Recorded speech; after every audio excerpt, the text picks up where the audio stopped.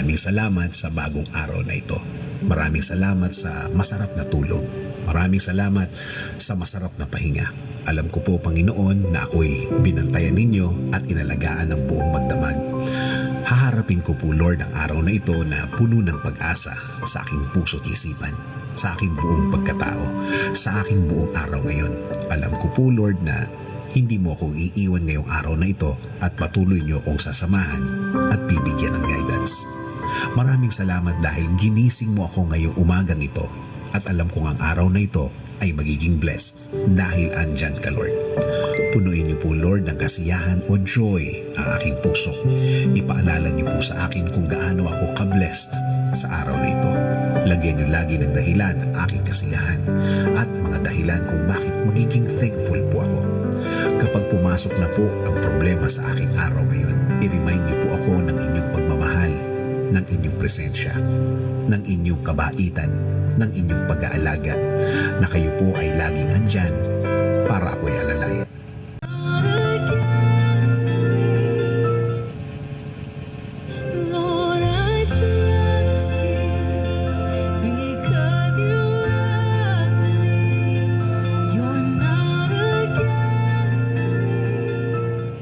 Kung sino man po ang nanonood sa video ito, bless niyo po siya at wag na wag po ninyo siyang pababayaan at iiwan.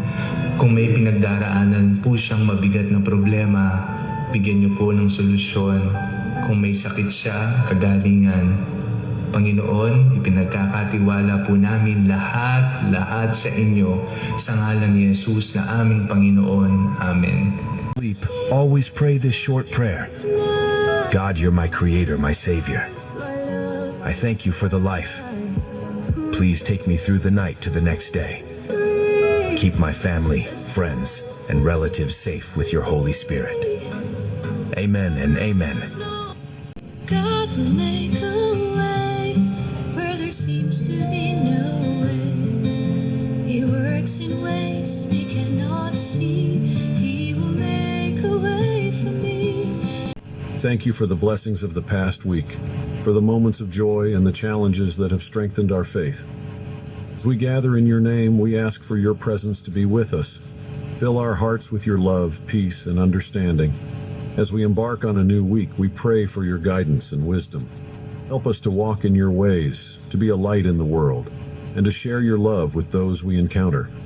Grant us the strength to face any challenges that may come our way, knowing that with you, all things are possible. We lift up to you our concerns, our joys, and our desires.